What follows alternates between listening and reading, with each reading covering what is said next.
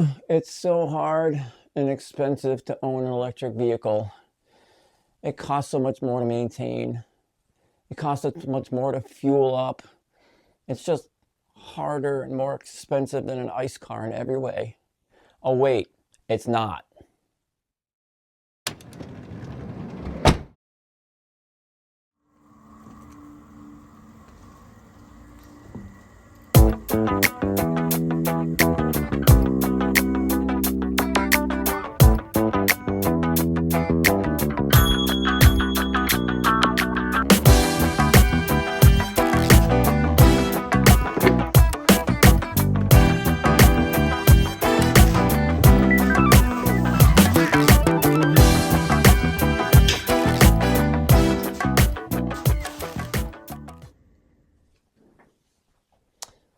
Hey y'all, you join me once again in my home office slash man cave slash workout room slash everything room. I spend most of my life in this room. But that's a story for another day. That's not what I want to talk about today. What I want to talk about today is media misinformation surrounding electric vehicles. Those of us in the EV community, EV owners, we know that there's a lot of misinformation in the media that, EVs have become a political issue, which to me is just the dumbest thing in the world. I think that's a shame because it shouldn't be political. I mean, for me, yes, I care about the environment. I consider myself an environmentalist in the sense that I want clean air, clean water. I believe in that. I like the idea of clean energy, right? I think, obviously, if you can have all the electricity that you need and you don't pollute or the planet, that's a good thing. I don't know why anyone would be against it. I'm not a zealot, and I know that we can't get off fossil fuels today. It would be great if we could, but we can't. It's going to take a while, but we're working on it. We're going to get there. But if you put that part of it aside, for me, when I was looking for a new car and I was really wanting to go electric, if I'm being honest, it was more about the driving experience and speed, to be quite honest, and having a premium experience, right? That's what I wanted. I wanted sort of a premium vehicle that went fast. The fact that I didn't have to put gas in it was great because when I got my Polestar 2, it was the spring of 2022. And if anybody remembers, that's right about the time that gas prices were getting upwards of about $5 a gallon. So at the time, it made perfect financial sense as far as, just the cost of fuel at the time. It probably didn't make sense for me to be a pig and just go, I want every option and, crank the price up as high as I possibly could. But that's what I do because I'm an idiot. But nonetheless, for me, it was more about the driving experience than the environmental impact. But I still like the idea of having a positive impact on the environment and not polluting. It was not political. I just wanted a cool car, right? And the Polestar was the winner because I thought it looked cool, drove great. The ride was great. It drives great. It's a fun car to drive. It is a premium experience. It's got that minimalist Scandinavian design. And so that was for me the choice. Plus, and I didn't have to go to a car dealer. And that's just, I could order it online. The price is the price. You pay or you don't. You place your order, and as soon as the car is ready, you get to either pick it up or have it delivered. No dealer crap, no haggling, none of that. So that was a plus too. So I've become an experienced EV owner over the last year and a half, and it's become a passion of mine. And so when I see all this crap in the media that just gets it wrong, sometimes on purpose, and then sometimes people write articles about EVs and they don't know what they're talking about. And you could just say, okay, well, it's just somebody who doesn't know what they're talking about. So what? Well, it scares off people that might be thinking, I'm thinking maybe I want to get an electric car.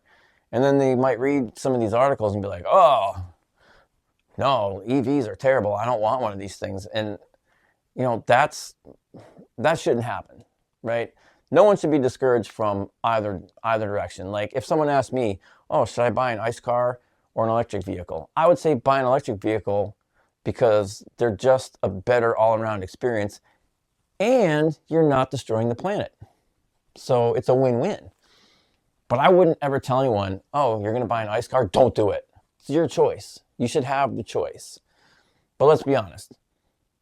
The world is going to electric vehicles. That's not going to change. That train has left the station. We're heading to a world of electric vehicles. We just are. It's going to happen. So I don't think it's a good idea to scare people off one way or the other. And when I see some of these articles about charging, for instance, like you'll see some journalist that doesn't own an EV, clearly by reading the article, a lot of times they don't know anything about EVs. And they write an article after like renting like a Tesla or a Polestar, and they have no idea what they're doing. And so they write an article about what a terrible experience it was to charge because it takes so long, yada, yada, yada. But they're coming at it from a perspective of an ICE car owner where, yeah, when you have an ICE car, when the tank gets low, you go to the gas station and you fill it up to the top. That's not how electric cars work.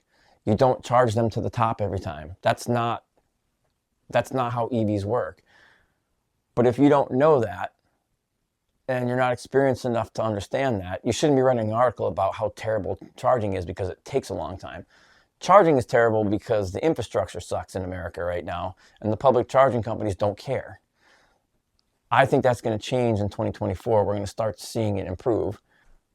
But I don't think, it's irresponsible, in my opinion, to write an article for the Wall Street Journal or the New York Times or any publication about an EV when you don't know anything about it. And you don't even contact anyone or interview anyone in the article that is an EV expert. Would they call up the TFL EV guys? I don't know. Kyle Connor? Why not? These are people that actually know what they're talking about, but they don't do that. And then when you need to charge, if you're down to 15% or 10% state of charge, and it's going to take you an hour and a half to charge all the way to 100, they never explain why that is. First of all, they don't explain that you shouldn't charge to 100%. There's no need to. And in a public DC fast charger, it's rude to charge to 100%. You should only be charging to 80. But they don't explain how the charging curve works. They don't explain how battery management works. They don't explain any of that stuff. And they don't explain the mindset of an EV owner, knowing that if you're on a road trip, let's say, and you roll in, let's say out of spec style at 3% or something, right? And, the next charging station is, I don't know, 120 miles away, let's say. Or the next one that you want to stop at is 120 miles away. So if you only need to charge up to 65% to get there with enough buffer, then that's all you need to do. You don't need to sit there and charge all the way to 100. But they don't ever explain that properly. So if you're not an EV owner, and you're EV curious, let's say, you might read that article and go, oh, it's not any harder than driving a gas car. It's just different. And they don't ever explain that. They also don't ever explain the benefits of home charging. They'll say, oh yeah, you can charge at home, but it's really slow. It might take 8 or 9 hours to charge your vehicle.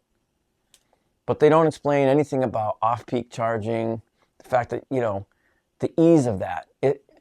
The ease of home charging to me has blown me away. I knew it would be easy, but it's easier than I thought it would be. I mean, I can roll into my garage at any state of charge, whatever it is. I have my car programmed to charge between midnight and 6 a.m. off-peak hours, so it's even less expensive. And when I wake up in the morning, or by the time the next morning when I'm ready to leave the house, car's charged. So, I just think that if you're going to write articles about EVs and how evil they are, you should at least be honest. And if you are honest, then they don't seem so evil and they don't seem so terrible. The other argument that I see all the time is how expensive EVs are, right? Oh, they're so much more expensive. They're out of reach. And this morning, I'm recording this on November 29th, 2023. I usually have the TV on in the background, just news. And this morning I had, Fox News on in the background in the morning. And say what you want about Fox News, whatever. usually in the morning on all the networks, Fox included. Yeah, they may have like a little political angle, but it's mostly light and it's mostly news, so it's like it's not so bad. All of a sudden I heard, coming up, car dealers write an open letter or write a letter to the Biden administration to stop pushing electric cars. Well, first of all, that's dumb because the Biden administration is not going to stop pushing electric cars. Electric cars are their jam. I do support that because obviously I'm an EV owner. I'm an EV advocate. I want to see more EVs on the road. So anyway, these car dealers, they're saying EVs aren't selling. People don't want EVs. Is that really true? I think overall car sales are not what they were. I mean, is it because people don't want EVs, or is it because interest rates have skyrocketed in the last couple of years? Not to mention inflation, which has driven prices on all cars higher. Higher prices, higher interest rates. Could that be the reason that cars aren't selling like they were? Or is it just because they're EVs? Oh, it's the battery that makes people not want it. Makes no sense to me. So I think that's kind of a false argument to begin with. This one car dealer he made a statement that it costs 30% more to own and maintain an electric vehicle than an ICE vehicle. I live in Massachusetts, so as of today, according to AAA's website, the average price of gasoline in Massachusetts for regular unleaded is $3.24. $3.24. If you looked at a base model Toyota Camry, I looked it up. I believe it's about a 15.8 gallon gas tank in a Toyota Camry, times $3.24 to fill from dead empty to the top will cost you $51.19.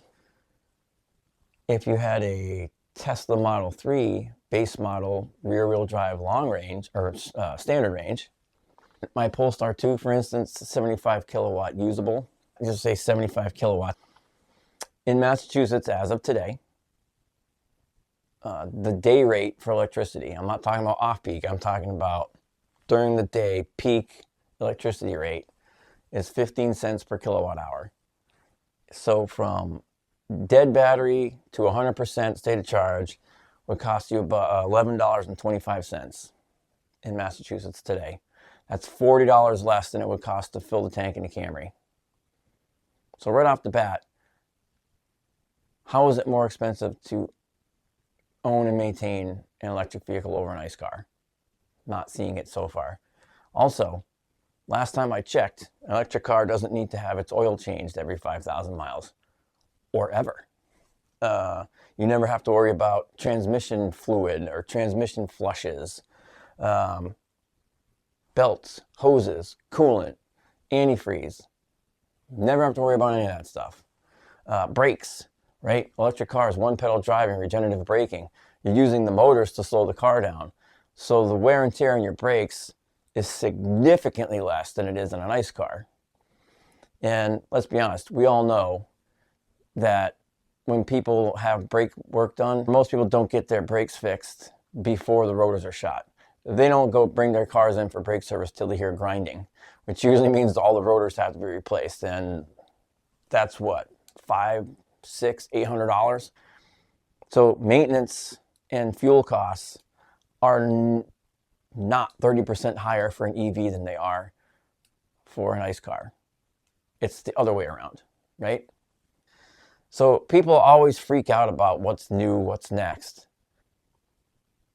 But it always kind of works out. Let's embrace the future. Let's embrace this coming new technology. Let's embrace EVs for what they are.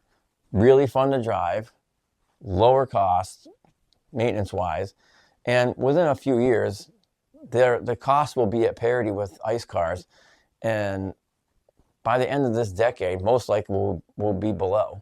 And then when you consider the fact that it's cheaper to own it and to maintain it afterwards, it's just the way we're going. So that's my rant about EV misinformation. You know, as Robert Llewellyn would say, stop burning stuff. We need to take the politics out of it. Probably need to take the politics out of just about everything in our modern life, but especially EVs. And maybe that's just because I like EVs, and that's my angle. I don't know. Tell me what you think. Leave some comments down below. Like to hear it. So until next time, remember, EVs are awesome, and it's okay to be awesome. I'll see you guys later. Bye.